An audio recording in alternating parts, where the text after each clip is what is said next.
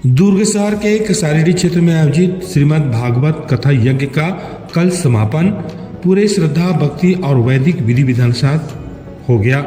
समापन के अवसर पर श्रद्धालुओं की भारी भीड़ रही, जिससे पूरा क्षेत्र भक्तिमय वातावरण में डूबा नजर आया। जैसे जैसे संध्या का समय हुआ, पंडाल में ऐसा प्रतीत हुआ मानो दिव्य दरबार सजा हो। हजारों श्रद्धालु कथा स्थल पर उपस्थित होकर भक्ति रस में डूबे रहे।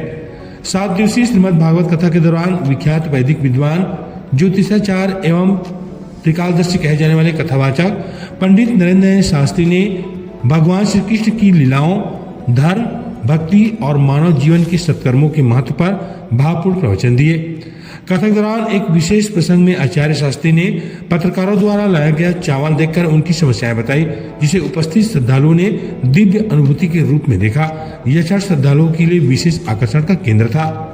समापन दिवस पर विधिवत हवन पूजन आरती संपन्न हुई। श्रद्धालुओं ने कथाचार्य से आशीर्वाद प्राप्त कर भोजन प्रसादी ग्रहण की और आयोजन के सफल होने की कामना की। श्रद्धालुओं ने आयोजन समिति की भूरी भूरी प्रशंसा करते हुए कहा, ऐसे धार्मिक आयोजन समाज में सकारात्मक ऊर्जा, संस्कार और धार्मिक चेतना का संचार करते हैं। आयोजन समिति ने कथा में सहयोग देने वाले सभी श्रद्धालुओं, अतिथियों एवं सहयोगकर्ताओं के प्रति आभार व्यक्त करते हुए भविष्य में भी इस तरह के धार्मिक आयोजन किए जाने की घोषणा की। और ये कथा ही नहीं है हमारे जीवन का, बल्कि सनातन के लिए और हिंदुत्व के लिए और अध्यात्म के एक संदेश है, एक पावर है। और इस कथा का प्रभाव जहां तक इसकी आवाज जाती है, उस कथा का प्रभाव होता है। और जो भी इस कथा में श्रवण करने के लिए आते हैं, तो उसके जीवन में कथा का प्रभाव होता है।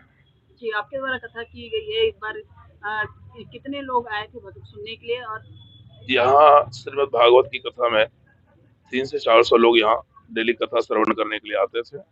आना जाना सबका लगा रहता था। और पूरे भिलाई, नगर, दुर्ग, बिलासपुर, ऐसे तो हमारे छत्तीसगढ़ में, पूरे भारत में शिष्य हैं, लेकिन यहाँ दुर्ग क्षेत्र में कथा प्रारंभ हुई है, तो समथिंग छत्तीसगढ़ से सभी शिष्य लोग ने समय निकाल कर कथा श्रवण करते रहे। धर्मांतरण का जो सवाल है, तो धर्मांतरण के लिए कहता हूँ कि धर्मांतरण तो बहुत तेजी से हो रहा है, और जितनी धर्मांतरण तेजी से हो रहा है, उससे ज्यादा अध्यात्म और सनातन भी हो रहा है।